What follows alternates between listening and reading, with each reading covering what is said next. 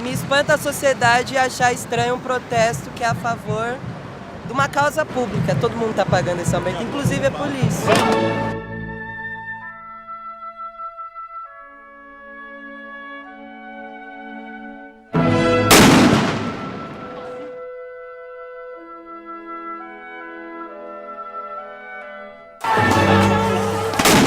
Eu vi ele mirando em mim, mas eu jamais achei que ele fosse atirar.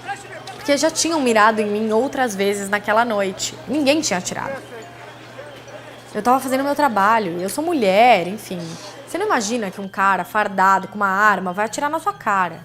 Conta pra mim, dona Maria, o que houve? Levei um tiro de borracha. Eles vão atirar pra cá, hein? Tá melhor? Eles vão atirar pra cá, hein? Então, eu vou fazer uma ocorrência. Alguma coisa acontece no meio da canção que só quando cruza a Ipiranga e a Avenida São João é que quando cheguei por aqui eu nada entendi da dura poesia concreta de tuas esquinas, da deselegância discreta de tuas mãos. Eu comecei a cobrir os protestos na terça-feira, que foi o primeiro dia de protesto dessa semana. O que eu vi era uma composição bem heterogênea de gente. Tinha alguns movimentos ligados a partidos políticos e gente que estava lá para protestar porque se identificava com a causa. Por que você está aqui no protesto?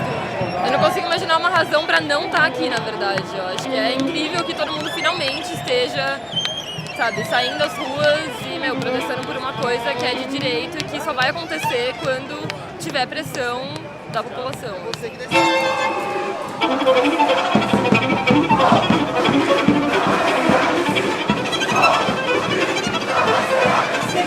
A maior parte das pessoas que estavam lá eram estudantes, era de estudantes, mas eu também encontrei algumas pessoas mais velhas que estavam protestando, porque algumas pessoas que até disseram, eu não ando de ônibus, mas a questão não é essa.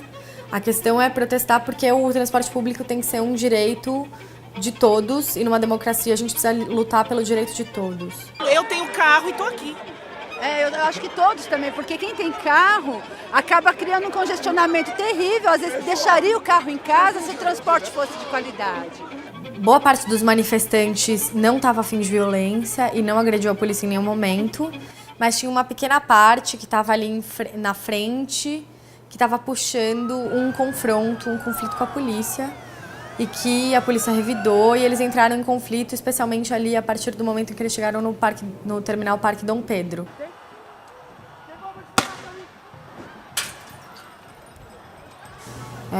Assim como tinha a polícia exagerando. A primeira prisão que foi feita no protesto de terça-feira aconteceu do meu lado. Foi um ciclista que nem estava na manifestação. Jogaram ele na grama com a cara e ele gritava socorro, não conseguiu respirar. Ai, meu Deus! Ai, meu Deus! Ai, meu Deus!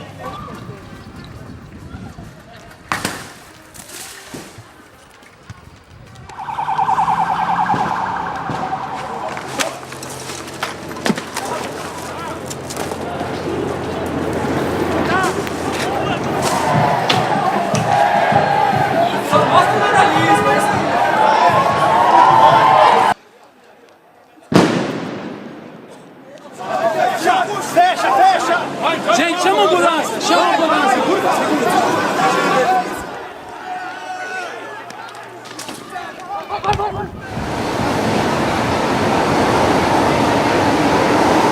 A quantidade de pessoas dentro do trem, do metrô e do ônibus tá ótimo. Tá uma maravilha. Pode se matar, cometer suicídio. E o metrô você se joga logo, pra não ter trabalho. Às vezes a vida é feita de causas menores. É justamente o quanto você mais gasta para conseguir trabalhar é que torna a sua vida quase impossível. E o que você achou desses atos, desses protestos para baixar a tarifa? Eu acho que eles são necessários. Acho que eles são um jeito das pessoas dizerem que elas estão insatisfeitas, enfim. Sou contra o vandalismo, sou contra qualquer forma de vandalismo e de violência. Então eu sou contra o vandalismo dos manifestantes e a violência da polícia. Mas eu acho que se é isso que a gente precisa para se fazer ouvir, é isso que a gente tem que fazer. O grande vandalismo que existe é o vandalismo metropolitano. Esse, para mim, é o vandalismo cotidiano. O cidadão, numa cidade como São Paulo, ele é vandalizado o tempo todo. Ele é vandalizado por ficar 3 horas no trânsito, é vandalizado por andar em volta do Rio Pinheiros, do Rio Tietê, é vandalizado pelas ciclovias que as pessoas atropelam, ele é vandalizado.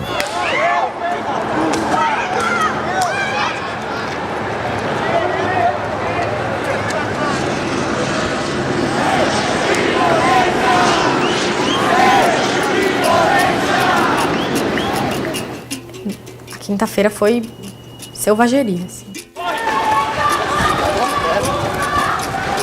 O trânsito parou, os manifestantes começaram a correr para o meio dos carros e a polícia estava atirando bomba e bala de borracha no meio dos carros, com gás lacrimogênio, gerou um clima de pânico.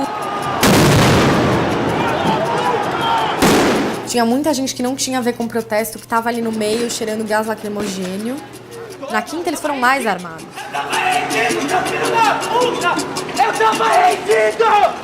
Na quinta, você tem fotos e vídeo dos policiais jogando um spray de pimenta na cara de fotógrafos que estavam trabalhando.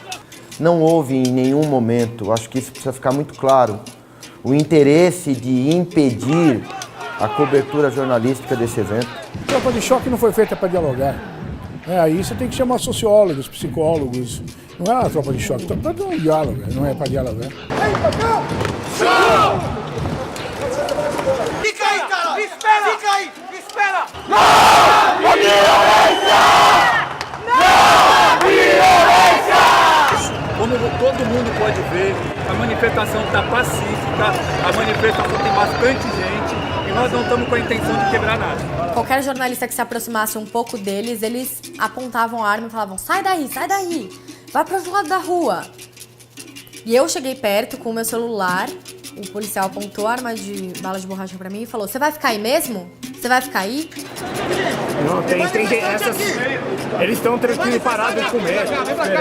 No Brasil, o sistema público é despreparado num todo. É despreparado a escola, despreparado o hospital. A polícia não poderia ser diferente disso. Quando você está vendo a reação das pessoas ali, você vê que eles não foram treinados adequadamente. Porque não tem sentido a forma como as pessoas reagem nervosamente é de quem não teve preparo. Primeiro, você tem que colocar a tropa ideal para essas ações, que é a tropa de choque. Que o próprio governo, tanto de PT e PSDB, não gosta de falar, mas é real, nós fomos treinados para isso.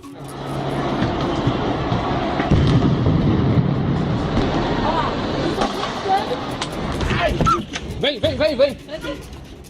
Não, Reinaldo, o senhor admitiria que houve algum tipo de excesso de policiais militares durante as manifestações? Porque a mídia e televisões e nós mesmos na TV Folha temos dezenas de imagens de manifestantes e jornalistas que não estavam agredindo ou xingando a polícia e que foram objeto de tiros de bala de borracha, bombas de gás lacrimogênio. O que o senhor tem a dizer sobre isso? Bom, a Polícia Militar ela não admite excesso de conduta. A Polícia Militar ela está acostumada a cortar na própria carne. Para o senhor ter ideia, nós excluímos aí de 200 a 300 policiais anos por desvios de conduta perpetrados. Gil tomou um tiro no olho, cara. Quem? Gil. Quem é Gil? Quando a gente estava subindo Augusta, a gente deu de cara com choque. E bem nessa hora que eu dei de cara com choque, apareceu uma senhora me pedindo ajuda porque ela precisava chegar até a Paulista. E eu falei: moça, tá perigoso agora, o choque tá na rua, você pode acabar se machucando, entra aqui nesse estacionamento. Ela entrou e eu fiquei olhando o que o choque ia fazer, porque não tinha manifestante na rua, ninguém tava jogando pedra neles. Foi quando um desses policiais do choque veio um pouco mais pra frente de onde estavam as pessoas com escudo e ele apontou a arma pra mim. Aquilo tinha acontecido algumas vezes naquele dia, então eu não imaginei que ele fosse atirar em mim. Mas ele disparou. O comandante Benedito Meira afirmou que o policial atirou para o chão e que a bala ricocheteou e acertou o olho. O senhor confirma essa informação? Eu só ratifico essa informação porque acompanhava o meu comandante no momento em que ele deu essa informação. Não teve preparo para lidar com uma arma, para trabalhar numa situação de tensão. Talvez eles tenham preparo, entre aspas, quando não são vistos. Então estão na periferia e você não vê. Tá tudo que é assim, né? Gente, é esses porra, né, cara?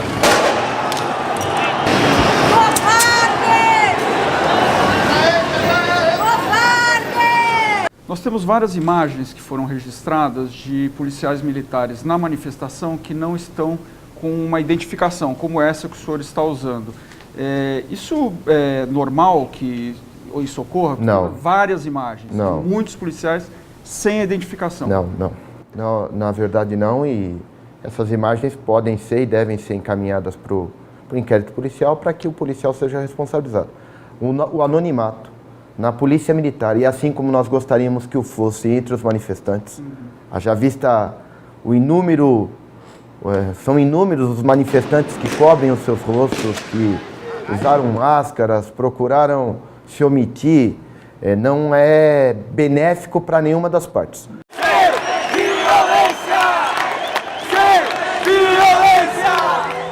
Pode ser muito saudável que a gente pegue o hábito aqui de começar a reclamar das coisas. O aumento da tarifa de ônibus é um pretexto. Digo isso não no sentido de diminuir, mas de uma certa forma ao contrário, de aumentar a relevância do que está acontecendo. E estamos num processo lento e trabalhoso, mas que poderíamos imaginar que fosse um projeto de melhoria, pelo menos econômica, do país, pelo menos isso é a imagem que nós temos. Se francês quebra metrô na França, tem uma causa. Se aqui vai gente e quebra metrô na Paulista, é vagabundo que não quer trabalhar. Talvez se fosse francês é mais chique e a gente chamasse de ativista. A opinião pública pode não gostar da baderna, mas ela está junto com o sujeito. É por isso que eu digo que eles estão representando o maior, porque a opinião pública poderia falar assim, olha, é vandalismo, eu não aceito, não apoio, não quero saber, Não foi isso. A opinião pública, em geral, fala assim, olha, esse protesto, ele tem uma base legítima.